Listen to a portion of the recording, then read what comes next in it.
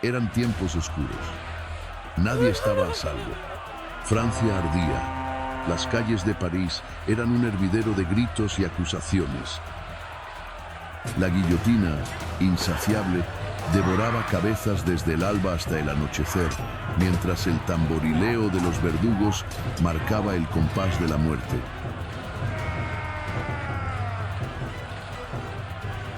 La sangre corría por las aceras empedradas, tiñendo de rojo las plazas donde, días atrás, el pueblo había celebrado la caída de los tiranos.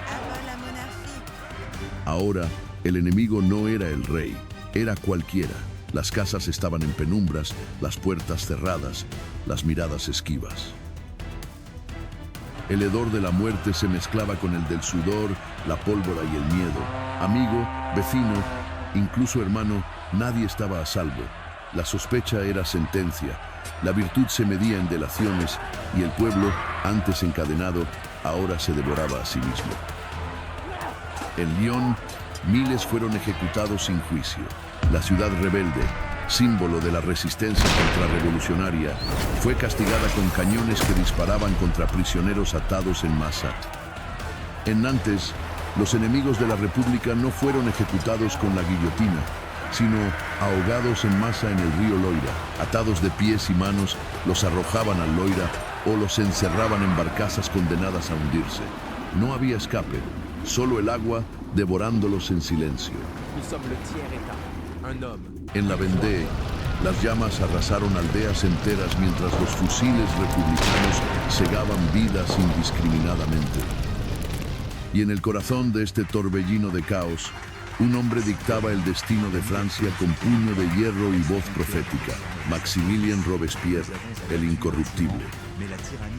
Un profeta, un juez implacable, el Mesías de la revolución, el arquitecto del terror. Un hombre que creía ser la encarnación del pueblo, el último guardián de la virtud. Pero incluso los dioses caen, y el verdugo de la patria estaba a punto de convertirse en su última víctima. Robespierre y el reinado del terror. La revolución devora a sus hijos.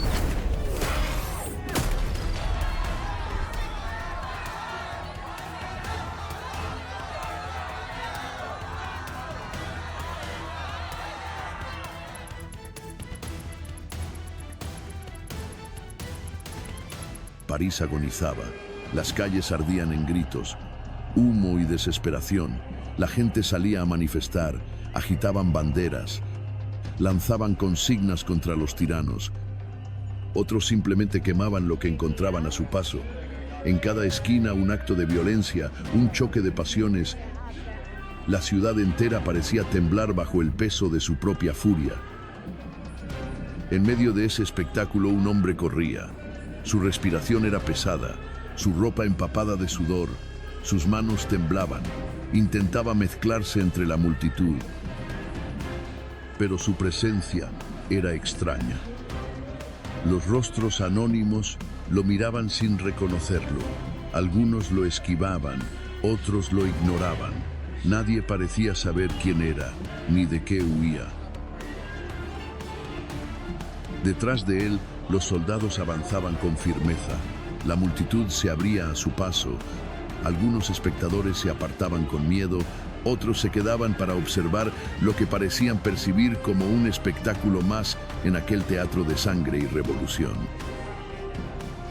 El hombre dobló una esquina, tropezó con un barril volcado, se sostuvo de una pared para no caer. Sentía el corazón golpear con fuerza en su pecho. Sus piernas flaqueaban, pero no podía detenerse. Avanzó por un callejón estrecho, sombras y olor a vino rancio lo envolvían, los gritos quedaban atrás por un momento. Su mente trataba de encontrar una salida, alguna puerta, una ventana, cualquier refugio. Entonces lo vio al final de la calle, una estructura imponente. El Hotel de Ville, un último refugio, un santuario que quizás podría darle la seguridad que su alma atormentada tanto anhelaba. Atravesó las puertas del hotel con el pecho agitado, el sudor corriendo por su frente y las manos temblorosas. Los pasillos estaban casi vacíos, solo unas cuantas sombras silenciosas se movían en la penumbra. Subió las escaleras con pasos torpes, sin detenerse a pensar, sin mirar atrás. Encontró una habitación, empujó la puerta y la cerró con violencia, apoyando la espalda contra la madera como si con eso pudiera detener el destino que lo perseguía. El aire en la habitación era denso, olía a humedad y a polvo. La vela titilaba sobre una mesa, su luz apenas iluminaba las paredes desnudas. Su pecho subía y bajaba con fuerza, la camisa pegada a la piel, las piernas a punto de fallarle. Se llevó una mano al rostro, tratando de calmarse, pero entonces los escuchó. Los pasos retumbaron en el pasillo. Se acercaban, se detuvieron frente a la puerta. El miedo se aferró a su garganta. Se giró, buscó desesperado. Sus dedos encontraron el frío metal de la pistola en su cinturón. La sacó con torpeza, un respiro entrecortado, un segundo de duda, y entonces se le resbaló de las manos. En ese momento el arma cayó al suelo con un ruido seco y fuerte. Quizás fue el ruido que alertó a los soldados, puesto que el silencio se rompió y llegaron a la puerta. Los soldados la golpearon con furia, las bisagras crujieron. Sus sombras se proyectaron por debajo, alargadas, amenazantes. Tembloroso, se lanzó al suelo, agarró la pistola con dedos sudorosos. Sus pensamientos eran un torbellino, su mente una prisión de imágenes y voces.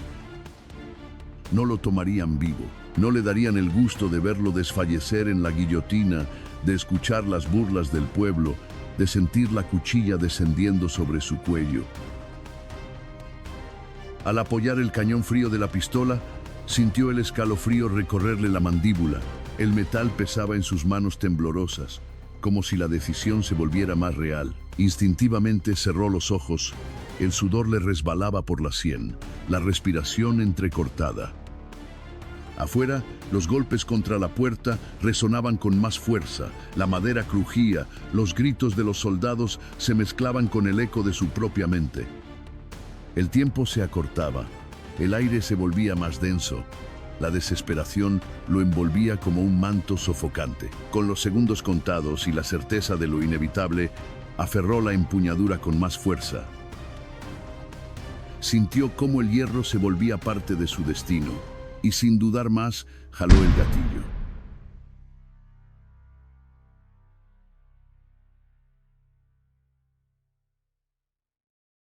El estallido retumbó en la habitación, seco, brutal, definitivo.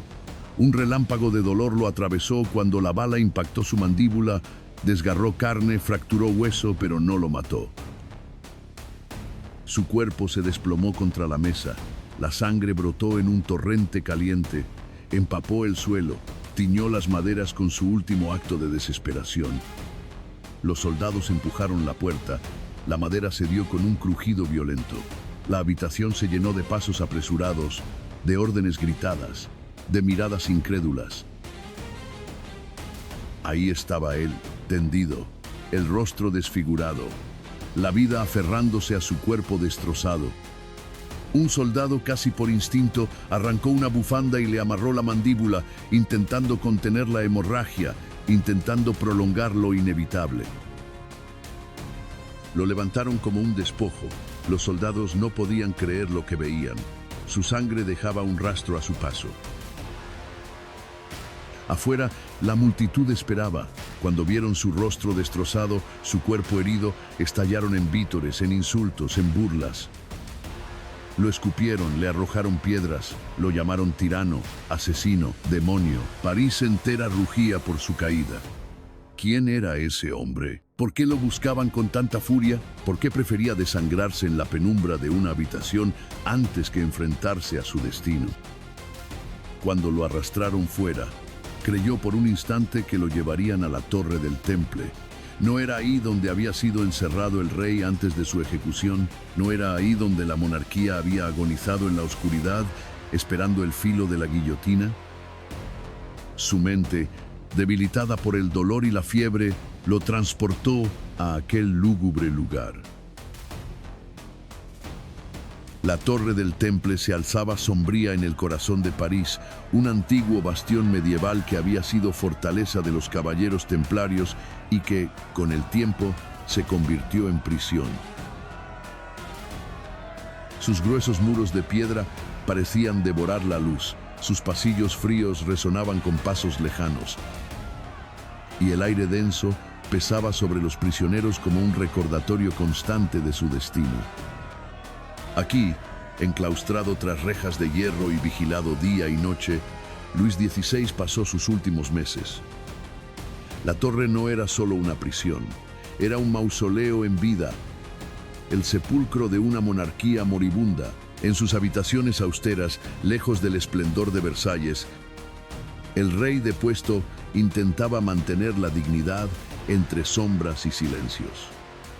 Al otro lado de esos mismos muros, en otra celda, María Antonieta aguardaba su propio destino. Separados por corredores de piedra y guardias implacables, sus caminos se habían bifurcado dentro de la misma tumba de piedra.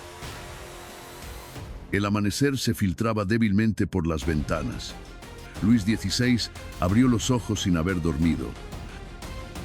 La celda estaba helada, pero él apenas lo notaba. Se levantó con calma, con la resignación de quien ya no pertenece al mundo de los vivos. Pidió ver a su familia. Los guardias dudaron, pero finalmente accedieron.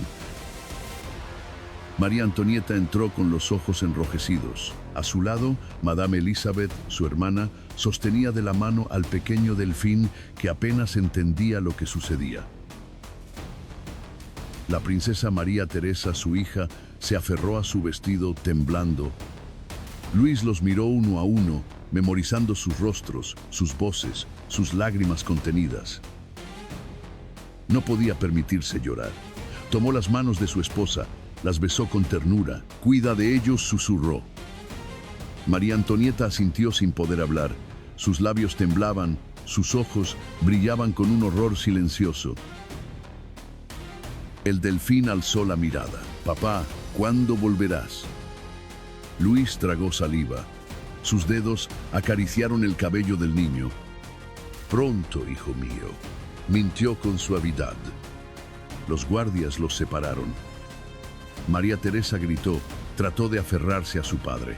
Luis se giró, dio un último vistazo antes de que la puerta se cerrara. Nunca más volvería a verlos. Pasaron las horas. Un sacerdote entró a la celda, le ofreció la extrema unción. Luis la aceptó en silencio. Comió algo solo por costumbre. Afuera, la ciudad rugía. París lo esperaba.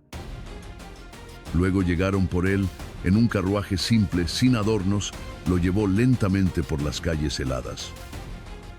La multitud lo observaba en silencio. No había vítores ni burlas, solo el sonido de los cascos de los caballos contra el empedrado. Al llegar a la Plaza de la Revolución, Luis XVI ascendió los peldaños con pasos vacilantes. Su rostro, pálido, hinchado por noches de insomnio, apenas reflejaba emoción. Sus manos estaban atadas, su abrigo removido, su cabello recogido para dejar el cuello expuesto. Miró a su alrededor, su mirada recorrió los rostros de la multitud. Buscó algo, tal vez piedad, tal vez un vestigio de lealtad. No encontró nada. El verdugo lo tomó del brazo, un empujón, un susurro final. Lo colocaron boca abajo sobre la basculante, su cabeza encajada en la media luna de madera. Un segundo de silencio absoluto, un grito ahogado entre la multitud. El mecanismo se activó. La hoja cayó con un silbido letal, un golpe seco, un chorro de sangre caliente. El verdugo alzó la cabeza por los cabellos, la mostró a la multitud. Un instante de asombro y luego estalló el clamor. Vítores, insultos, aplausos, risas, un torrente de emociones desbordadas. Algunos se empaparon las manos con la sangre real, otros corrieron a mojar pañuelos, reliquias de la caída de un rey. La historia había cambiado para siempre. En las calles de París, la noticia corrió como fuego sobre pólvora. El rey estaba muerto. Algunos lo celebraban con vino y carcajadas, otros temblaban en sus casas, sin saber qué vendría después. Pero en la Convención Nacional, el eco de la cuchilla aún resonaba. El poder, ahora sin monarquía, pendía de un hilo. Las facciones se miraban con recelo. Girondinos y jacobinos, antes aliados, ahora se desconfiaban. Los primeros querían detener la sangre, los segundos veían en la muerte del rey solo el principio. Y entre ellos, una figura emergía, silenciosa pero implacable: Robespierre. Para él, Luis XVI no había muerto como hombre, sino como símbolo. La revolución debía purificarse, y para ello, todo enemigo debía ser arrancado de raíz. Robespierre no lo había sentenciado con su firma, pero sí con su voz. Fue su discurso, implacable y cargado de virtud republicana, el que empujó al patíbulo al rey.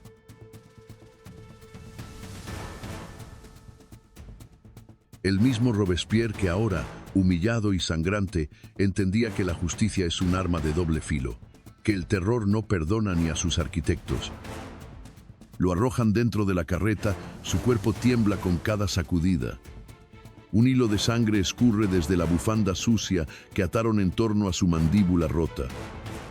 El dolor lo devora en silencio. No puede hablar, no puede gritar, solo seguir respirando, aferrado a esa miserable existencia por unas horas más. Los soldados no le dirigen la palabra.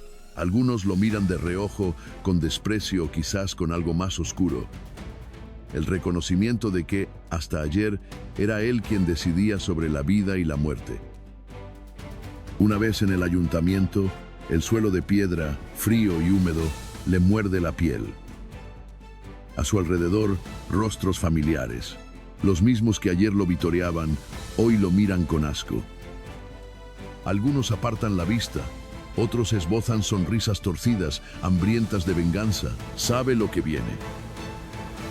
Lo ha sabido desde hace días. Se deja caer contra la pared, respira con dificultad. Todo se vuelve borroso, el fulgor de las antorchas, el murmullo de los traidores. Y en ese instante, su mente cede. La realidad se difumina, arrastrándolo hacia otro tiempo, otro lugar. Esta celda, esta maldita celda. Hace meses, él mismo había ordenado que trajeran aquí a la viuda Capeto, la reina caída. La enemiga del pueblo, la mujer a la que la revolución despojó de todo, hasta de su nombre.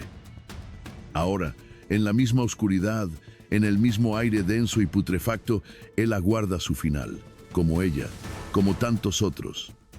Los días avanzaron y la viuda Capeto, como llamaban ahora a María Antonieta, seguía encerrada en el temple. Su mundo se desmoronaba. Su esposo ya no existía. El delfín de Francia, Luis XVII, no moriría en la guillotina como su padre. Su final sería más lento, más cruel. En el temple, solo y enfermo, se fue apagando. Hasta que, un día la muerte lo reclamó en el silencio de su celda.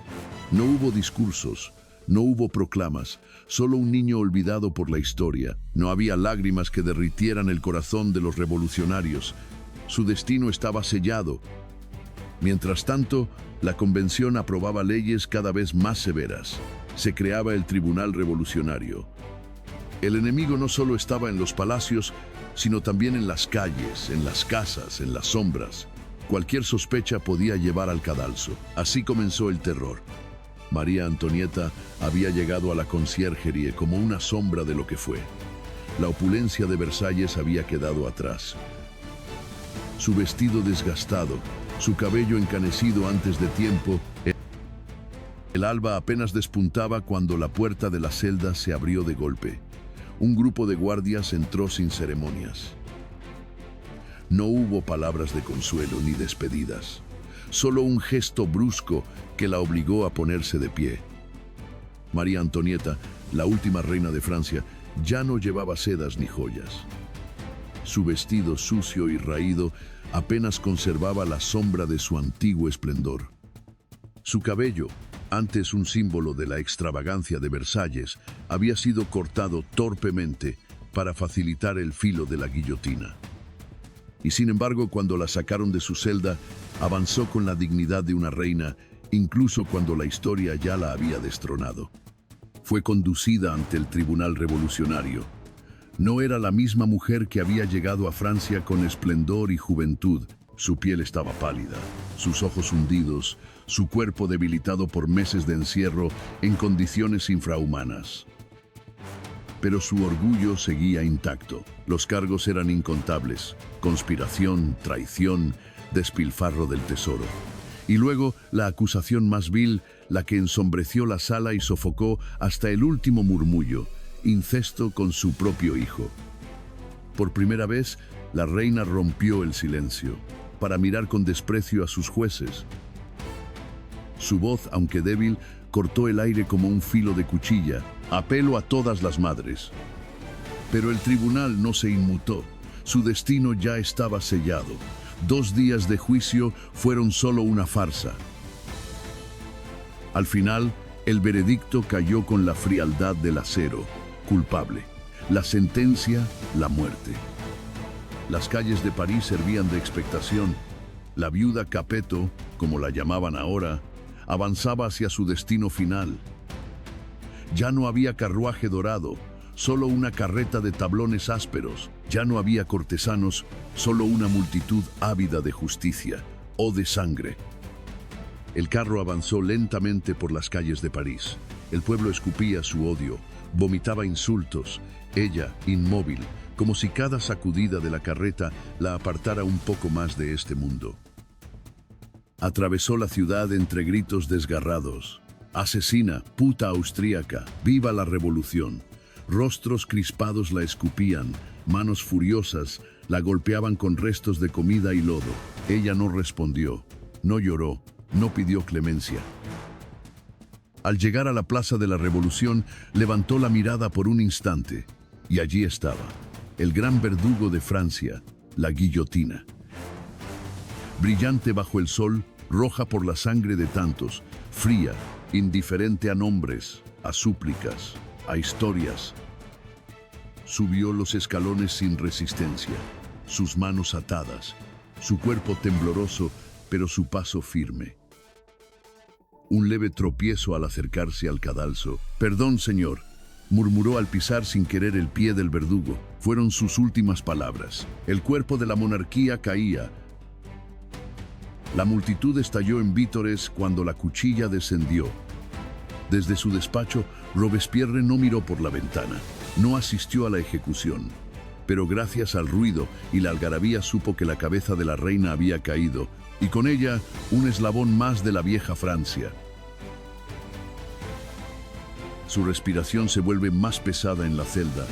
Un escalofrío le recorre el cuerpo. La bufanda empapada de sangre apenas sostiene su mandíbula. Afuera, el amanecer se arrastra sobre París como un presagio. Las sombras se alargan en la celda húmeda. El aire pesa, cargado con el hedor de la muerte que ronda la prisión. Maximilien apenas puede moverse. Su quijada, destrozada, palpita con un dolor insoportable. Un soldado deja un cuenco con sopa rancia frente a él. Intenta abrir la boca, pero el vendaje improvisado se lo impide. Un gemido sordo se escapa de su garganta. El hambre lo devora, pero el dolor lo supera. Cierra los ojos, busca refugio en su mente. Y en la oscuridad del encierro, entonces un recuerdo se filtra. En esta misma ciudad donde ahora lo arrastran como un perro, él había sido juez y verdugo. Su voz había sellado destinos, y entre todos, uno brillaba como el sol que agonizaba en la monarquía, Luis XVI. El año anterior la convención estallaba en aplausos mientras él, con la voz firme, anunciaba un nuevo amanecer para la revolución. La traición acechaba en cada esquina, los enemigos se ocultaban detrás de sonrisas falsas. Francia debía ser purificada, la patria debía ser protegida. La convención aprobó la ley de los sospechosos. Era el fin de la incertidumbre. Ya no importaban los crímenes cometidos, sino los pensamientos ocultos. No bastaban las pruebas, no bastaban los juicios. Cualquier mirada esquiva, cualquier palabra maldicha, cualquier duda sobre la República podía significar la muerte. Los enemigos de la revolución ya no eran solo los aristócratas, eran todos. Y la guillotina nunca descansaba. El terror no se anuncia con estruendos, se desliza en susurros, se insinúa en miradas furtivas. Cualquiera podía ser un enemigo. Aquellos que alguna vez habían servido a la monarquía, aquellos que tenían parentesco con nobles, aunque repudiaran su linaje, aquellos que no habían demostrado suficiente entusiasmo por la revolución, aquellos que simplemente hablaban con alguien sospechoso. No bastaba un acto, no bastaba una traición, bastaba una mirada esquiva, una palabra dicha en el momento equivocado, un silencio prolongado cuando se esperaba una ovación. Las cárceles se abarrotaron. No importaba si eras inocente, no importaba si jurabas lealtad. Si alguien te señalaba, la guillotina esperaba. Y Maximilien, en su momento de gloria, no dudó, porque la revolución no podía permitirse flaquezas. Francia debía ser purificada. Solo los verdaderos patriotas merecían vivir. Y hoy, ¿quién lo consideraría uno de ellos? La celda apesta a humedad y sangre seca. Su mandíbula palpita como un tambor de guerra. No puede hablar, apenas puede pensar. Pero el dolor es un verdugo implacable, arrastrándolo al pasado, obligándolo a recordar. La sangre de su bufanda ya está seca, pegada a la piel, pero sigue oliendo a hierro. Cierra los ojos, no para dormir, sino para escapar. Pero en su mente no hay paz, solo gritos, solo fuego, solo Lyon. Una ciudad castigada, una advertencia, y él en el centro de todo. Esta ciudad que había osado desafiar a la revolución, y la revolución no toleraba desafíos. La ciudad se había alzado contra la convención, soñando con resistir, pero no se resiste al terror. En Lyon, la revolución no trajo libertad, sino fuego y sangre. La ciudad, un bastión de comerciantes y monárquicos moderados, se había rebelado contra el gobierno jacobino, uniéndose a otras ciudades como Marsella y Burdeos en un intento de frenar el poder central de París. Pero los revolucionarios no toleraban la disidencia. La Convención Nacional declaró a Lyon en guerra contra la República y el Comité de Salvación Pública envió un ejército para aplastarla. Tras 2 meses de asedio, Lyon cayó. No hubo piedad. Los jacobinos ordenaron un castigo ejemplar. La guillotina trabajó sin descanso en la Plaza Bellecour, pero pronto resultó demasiado lenta. Entonces, los prisioneros fueron alineados en las plazas y barridos por descargas de fusiles. Hombres, mujeres, ancianos, niños. Los cañones de la República vomitaban hierro sobre ellos, reduciendo cuerpos a sombras carbonizadas. En solo unos días, cientos murieron de esta forma, pero ni siquiera la muerte bastaba. Se destruyeron barrios enteros, pues la convención había decretado que Lyon ya no existía. Más de 2000 personas fueron ejecutadas y miles más encarceladas. El mensaje de París fue claro. La revolución no perdonaba la traición. La ciudad se convirtió en un matadero. No se juzgaba, no se preguntaba, solo se ejecutaba. El suelo se empapó de sangre, las calles se llenaron de cadáveres amontonados como leña. En París lo llamaron ejemplo necesario. Así lo justificaron. Habían convertido a Lyon en un mensaje para todos los que dudaran, para todos los que osaran desafiar el nuevo orden. Robespierre cierra los ojos. Sabe que la historia no tiene piedad. Hoy, Lyon es una cicatriz en su memoria. Mañana, su nombre será otra cicatriz en la memoria de Francia. El filo de la guillotina no era suficiente. En Nantes, la muerte llegó en las aguas oscuras del Loira, donde miles de prisioneros fueron condenados a un destino aún más cruel. los noyades, los ahogamientos masivos ordenados por el despiadado Jean-Baptiste Carrier. Nantes, una ciudad portuaria estratégica, se convirtió en un infierno sin escapatoria. Carrier, enviado por la Convención Nacional, no veía a los prisioneros como personas, sino como basura que debía ser eliminada. Aristócratas, sacerdotes, monjas, campesinos leales al rey y simples sospechosos de traición fueron apilados en barcos, atados en grupos y arrojados al río. Las noches en Nantes se teñían de gritos ahogados y agua salpicada de sangre. A veces se les prometía libertad, solo para ser encadenados y lanzados al Loira con cruel ironía. Otras veces, las víctimas eran encerradas en barcazas, que luego se hundían con todos a bordo, en lo que Carrier llamaba bautizos patrióticos. Carrier, quien se jactaba de su método, llegó a decir que la guillotina era demasiado lenta para purgar la República. Pero incluso en el terror, el exceso tenía sus límites. Cuando la ola de sangre comenzó a volverse incontrolable, hasta Robespierre y la Convención se escandalizaron. Nantes quedó marcada para siempre, no por la revolución, sino por las aguas del Loira, que por meses vomitaron cadáveres hinchados a sus orillas. Después de la caída de los jacobinos, Carrier fue arrestado y ejecutado en la misma guillotina que había despreciado. El régimen del terror alcanzó su punto álgido. La Convención Nacional, dominada por los jacobinos, centralizó el poder en el Comité de Salvación Pública, dirigido por Robespierre, Saint-Just y Couthon. Con la aprobación de la ley del 22 de Pradial, la justicia revolucionaria se volvió aún más despiadada. Se eliminó el derecho a la defensa y la única sentencia posible era la absolución o la muerte.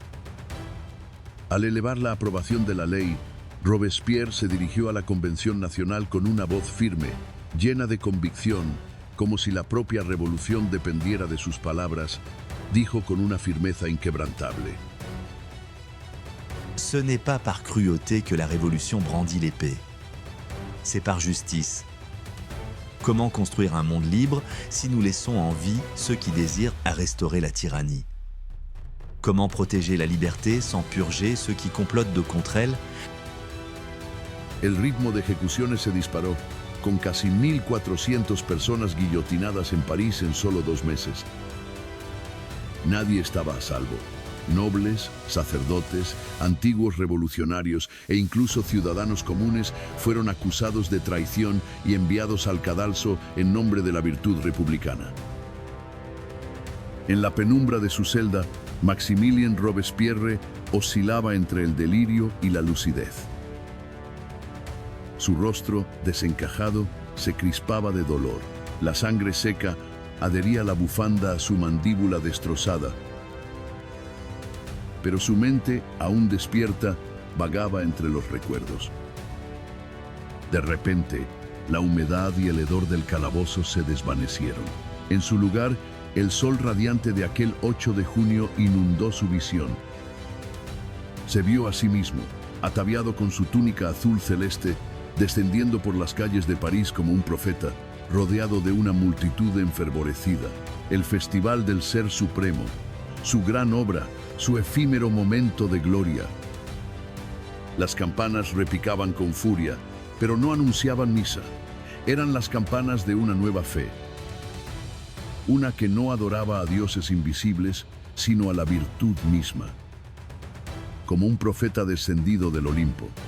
Detrás de él, la multitud rugía, agitando banderas, entonando himnos. Se había convertido en el arquitecto de una nueva religión. El culto al Ser Supremo. En la explanada del Campo de Marte, una colosal montaña artificial se alzaba, coronada por una estatua. Fuego y humo danzaban en su cima. Los hombres quemaban efigies de la tiranía y el ateísmo, símbolos de un viejo mundo al que Robespierre había jurado erradicar. Y allí, sobre la cumbre, él mismo encendió la hoguera, declarando que la revolución no solo purificaba la política, sino también el alma de la nación. El Ser Supremo nos observa, proclamó: la virtud es su voluntad y la justicia es su mandato. Pero entre los asistentes, las miradas se cruzaban con escepticismo y recelo. No todos veían un profeta. Algunos veían a un hombre que había llevado su ambición demasiado lejos. Mientras Robespierre alzaba los brazos como un dios entre mortales, sus enemigos comprendieron que el hombre que se presentaba como la encarnación de la revolución debía caer como cualquier otro tirano. El Gran Terror. Junio, julio, París se convirtió en un matadero. No bastaba con eliminar a los enemigos declarados de la revolución. Ahora cualquier lazo, cualquier sospecha, cualquier duda era suficiente para enviar a la guillotina a familias enteras. Un apellido, una amistad, una carta malinterpretada bastaba para que el verdugo afilara la hoja. Las plazas se teñían de rojo. La guillotina devoraba a más de 1000 almas en un solo mes. Las tumbas dejaron de cavarse, los cuerpos eran lanzados a fosas comunes, los rostros borrados, los nombres olvidados. La multitud que alguna vez clamó por justicia, ahora asistía en silencio. Con miedo, temiendo que una simple mirada equivocada los convirtiera en los próximos condenados. Robespierre apenas puede moverse. El vendaje improvisado que sujeta su mandíbula es un trapo sucio, empapado en sangre seca. Cada latido es un martillazo en su cráneo. No ha probado alimento, no puede hablar, solo emite gemidos sordos, grotescos. No hay piedad para él. Nadie envía un médico, nadie le ofrece alivio. Su castigo no es solo la muerte, sino la espera de ella, la agonía de la infección que se extiende por su carne desgarrada. En la penumbra de su celda, el dolor y la fiebre lo arrastran de nuevo al pasado. Sus ojos, empañados por el sufrimiento, ven las sombras de aquellos días en que la Vendée ardía. El fuego devoraba aldeas enteras. Los cielos ennegrecidos escupían ceniza sobre los caminos infestados de cadáveres. Solo sangre, humo y gritos. Robespierre, desde su escritorio en París, había firmado la orden con una facilidad aterradora. Exterminio, la llamaron en voz baja, aunque los papeles oficiales hablaban de pacificación, pero la paz no tenía lugar en la Vendée. Las columnas infernales avanzaban como espectros de muerte, quemando todo a su paso. En los campos ennegrecidos, las madres se aferraban a sus hijos, suplicando piedad. Los soldados republicanos no la concedían. No distinguían entre combatientes y civiles. No debían hacerlo. Las órdenes eran claras: exterminar hasta el último. Desde las colinas, los pocos sobrevivientes observaban el horror. Vendéanos cubiertos de harapos, con cruces talladas en madera, colgando del cuello, empuñaban sus armas improvisadas. No tenían cañones, ni disciplina militar, pero sí algo que los republicanos no entendían: la furia de los condenados. Y así, con un rugido de desesperación, se lanzaron colina abajo, dispuestos a morir por su tierra. En la celda, Robespierre aprieta los ojos. No siente lástima ni remordimiento, solo una certeza cruel: ahora es su turno. Y así recordó aquel fatídico día. El aire de París estaba cargado de desconfianza. Lo sentía en cada paso, en cada susurro. Antes, su sola presencia bastaba para imponer orden. Ahora, las miradas se apartaban, las conversaciones se apagaban cuando entraba en una sala. Había gobernado con el miedo, y ahora el miedo le devolvía la mirada. En la convención, los murmullos eran más densos que nunca. Danton había caído, Desmoulins había sido silenciado, y los enemigos de la revolución parecían haberse esfumado, pero la sangre seguía corriendo. Cada vez más cabezas, Cada vez más nombres en las listas, cada vez más voces preguntándose, ¿algún día será mi turno? Ese día subió a la tribuna, su voz aún fuerte, su mirada aún implacable. Habló de traidores, de conspiraciones dentro del propio gobierno. Advirtió que la corrupción debía ser erradicada, pero no dijo nombres, y ese fue su error. El silencio tras su discurso fue más sepulcral que cualquier grito. Los diputados se miraban unos a otros, sudaban, se removían en sus asientos. Cada uno se preguntaba si estaba en la lista negra, si él mismo se había cavado su tumba. Al día siguiente, su viejo aliado, Billaud Varenne, alzó la voz, lo acusó de tiranía. Robespierre lo miraba desde su asiento, al principio con la calma de quien se sabe dueño del destino de Francia, pero algo en el aire era distinto. Esperaba resistencia, sí, pero no esa furia contenida, ese veneno en las palabras de quienes un día lo llamaron hermano. La claridad y la fuerza de creerse el Redentor fueron poco a poco convirtiéndose en temor. Sentía cómo el suelo bajo sus pies cedía, como si la sala misma se cerrara sobre él. «Es un dictador», gritó alguien. La palabra resonó con un peso insoportable. Trató de hablar. Levantó la voz, buscó imponer su verdad, pero las voces lo ahogaban, lo aplastaban. La multitud rugía. Abajo el tirano, a la guillotina. El frío recorrió su espalda. Nunca antes había sentido ese miedo, ese vacío en el pecho. Era el mismo clamor con el que él mismo había condenado a tantos. Pero esta vez, el veredicto no venía de su boca. Esta vez, era él quien estaba atrapado. Y corrió, corrió y corrió. Las calles de París eran un laberinto de sombras y traiciones. Robespierre corría, la capa azul desgarrada ondeando tras él, el sudor empapando su camisa. Sus pasos resonaban sobre el empedrado húmedo, ahogados solo por el murmullo inquietante de la ciudad. Se habían vuelto contra él, todos. Tropezó con un adoquín suelto y maldijo entre dientes. La capa, pesada y rasgada, lo estorbaba, enredándose en sus piernas con cada zancada. Se detuvo un instante, jadeante, y con un movimiento brusco se la arrancó de los hombros. La arrojó a un callejón oscuro donde quedó como un cadáver olvidado. Sin ella, se sentía más ligero, más rápido, pero también más expuesto. Giró una esquina y se pegó contra la pared jadeante. Un grupo de soldados pasaba apresurado al final de la calle. París había sido suya y ahora lo devoraba.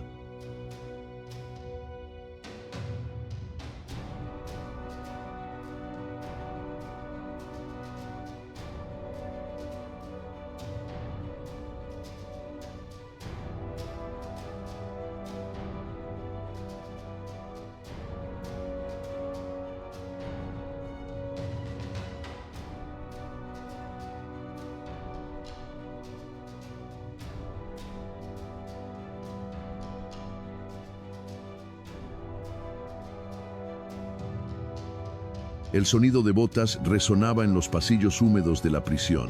Robespierre, hundido en la penumbra de su celda, abrió los ojos al escuchar el eco implacable de los soldados acercándose. Su cuerpo entumecido apenas respondía.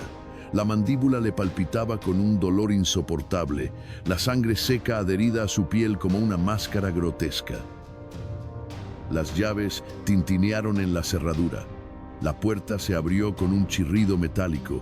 La luz de los faroles iluminó su figura encorvada sobre la mugrienta mesa de madera. Un oficial se adelantó, su mirada cargada de desprecio. «Es la hora». Robespierre intentó incorporarse, pero sus piernas temblaron bajo su propio peso. Dos soldados lo sujetaron por los brazos y lo levantaron a la fuerza. No hubo palabras de consuelo ni gestos de compasión, solo la dureza de las manos que lo arrastraban fuera de la celda. Avanzaron por los pasillos sombríos, cruzando otras celdas donde los prisioneros murmuraban su nombre en susurros ahogados. Algunos con burla, otros con terror. Afuera, París despertaba entre el rumor de un juicio que todos sabían cómo terminaría. La sala del tribunal estaba repleta. El hedor a sudor, pólvora y miedo impregnaba el aire. Pero lo más insoportable era el murmullo. Un murmullo de expectación, de odio contenido, de venganza a punto de desatarse. Robespierre no podía hablar. La bufanda ensangrentada que sujetaba su mandíbula era lo único que impedía que su rostro se desmoronara por completo. Su visión era borrosa, su mente un torbellino de recuerdos y delirios. El juicio no fue más que una formalidad, un espectáculo para la multitud sedienta de justicia o de sangre. Lo llamaban tirano, asesino, dictador. Los mismos que una vez lo alabaron ahora escupían su nombre con desprecio. Intentó mantenerse erguido, pero sus rodillas temblaban. A su lado, Couthon y Saint-Just, sus últimos aliados, miraban con resignación. Todos estaban condenados. La sentencia llegó rápida, como un golpe de guillotina antes de caer, a la Plaza de la Revolución. El trayecto fue interminable. Lo arrastraron por las calles de París, las mismas que antes recorría como un dios intocable. La multitud lo insultaba, le arrojaban lodo y desperdicios. Algunos escupían sobre él. Cuando llegaron a la Plaza de la Revolución, los soldados lo subieron al cadalso con brutalidad. Antes de colocarlo bajo la guillotina, uno de ellos tiró de la bufanda ensangrentada que le sostenía la mandíbula. Un grito desgarrador atravesó el aire. La carne destrozada se abrió de nuevo y la sangre brotó entre espasmos de dolor. La multitud estalló en carcajadas. No era justicia lo que querían, era humillación. Lo empujaron contra la madera. En esos segundos para él, con su dolor y su humillación, fueron horas. Un último instante, un destello de acero, la hoja cayó. El incorruptible ya no respiraba. Pero su sombra seguiría en París por mucho tiempo más. El filo descendió, silenciando para siempre la voz que había dictado el destino de una nación. Un instante, un golpe seco, un chorro de sangre sobre el cadalso. La cabeza de Robespierre rodó, sus ojos aún abiertos, como si buscaran comprender el destino que él mismo había construido. La multitud rugió, no con horror, sino con júbilo. París, la ciudad que había moldeado con hierro y fuego, celebraba su caída como si fuera la de un monstruo, la de un demonio. Pero el eco de su voz no murió con él. La Plaza de la Revolución, teñida de rojo, olía a historia escrita con cuchillas. Las mismas calles que una vez temieron su sombra, ahora lo pisoteaban sin piedad. Los mismos que aclamaron su virtud, ahora brindaban por su muerte. Pero ¿quién dictaba la justicia en un mundo donde la justicia era efímera? El reino del terror había terminado, o solo había cambiado de rostro. Las llamas de la revolución no se apagaron. La guillotina no descansó. Los hombres que lo juzgaron también caerían, uno tras otro, víctimas del mismo monstruo que ellos mismos alimentaron. Y en algún rincón de la ciudad, bajo la luz pálida de una luna que nada juzga, la sangre seguía corriendo, susurrando el nombre de aquel al que llamaron incorruptible. Maximilien Robespierre, un hombre, un tirano, un mártir, un espectro que jamás abandonaría Francia. La hoja cayó sobre reyes y plebeyos, sobre tiranos y soñadores. Nadie estaba a salvo. Danton, el gigante de la revolución, que con su voz encendió las llamas del pueblo, se encontró de rodillas ante el verdugo. «Muestra mi cabeza al pueblo, vale la pena verla», dijo con la misma osadía con la que desafió a Robespierre. A su lado, Camille Desmoulins, su fiel amigo, temblaba. El periodista que pidió libertad terminó devorado por su propia creación. Su esposa, Lucile, lo siguió poco después. Manon Roland, que defendió la revolución con pluma y palabra, caminó al cadalso sin miedo. «Oh, libertad, cuántos crímenes se cometen en tu nombre», gritó antes de que el acero sellara su destino. Madame du Barry, la cortesana de un rey, no tuvo el temple de los revolucionarios. «Un momento más, señor verdugo», suplicó, pero la guillotina no tenía piedad ni paciencia. Lavoisier, el genio que desentrañó los secretos de la química, pensó que el conocimiento lo salvaría. Se equivocó. La República no necesita científicos, sentenció su juez. En un instante, Francia perdió a uno de sus mayores mentes. Olympe de Gouges escribió con tinta y fuego, creyendo que las palabras podían detener la hoja de la guillotina. No fue así. La mujer tiene el derecho de subir al cadalso, proclamó, y lo hizo. La Declaración de los Derechos de la Mujer no pesó más que su cabeza. Jacques Weber agitó las masas con su pluma envenenada, creyendo que podía incendiar el mundo y mantenerse a salvo entre las llamas. El grito de los sansculottes no pudo salvarlo. Subió al cadalso bajo el mismo terror que ayudó a sembrar, y su cabeza cayó entre los escombros de su revolución fallida. Madame Elisabeth caminó hacia la guillotina con la serenidad de una santa, creyendo que la pureza de su fe la protegería de los hombres. Ni la sangre real ni las oraciones la salvaron. Con el rosario entre los dedos y la mirada al cielo, ofreció su vida en silencio mientras el pueblo clamaba por su muerte. Charlotte Corday apuñaló a Marat creyendo que un solo golpe podía sanar a Francia. La espada de la justicia revolucionaria cayó sobre ella con la misma rapidez con la que hundió su puñal. Subió al cadalso sin remordimientos, con los ojos firmes, como si su muerte fuera el precio justo por la esperanza que había querido despertar. Y finalmente, Robespierre, el arquitecto del terror. Su propia creación se volvió contra él. Trató de hablar, pero su mandíbula destrozada solo dejó salir sangre. Lo llevaron en la misma carreta donde habían viajado sus víctimas. La multitud aplaudía. La hoja cayó. La revolución, hambrienta, había devorado a su hijo predilecto,